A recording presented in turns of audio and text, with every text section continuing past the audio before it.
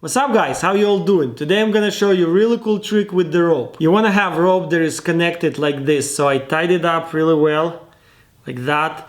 If you have a longer length, it's fine too. And also thickness wise, it doesn't really matter. I have this thick rope, but it can be thicker or it can be even thinner. So that's how it works. Like this, that way, this way, goes here. Ta-da! Well, let's look at this closer. Okay, like this way, that, like that, and pull.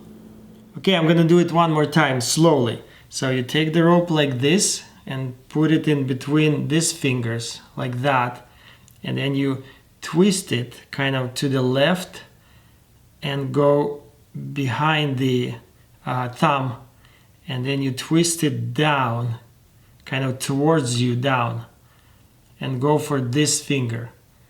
Put it like this, then you twist to the left, but kind of up, like this, and you have this loop.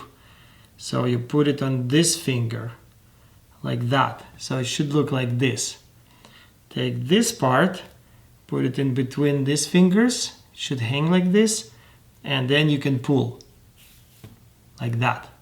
Well, I hope I didn't confuse you too much with this trick. I learned it when I was 10 or 12 and it stuck with me for all these years. Anyways, I hope you liked this video, and if you tried it at home, let me know how it went for you, and I'll see you guys next time. So that's how it works.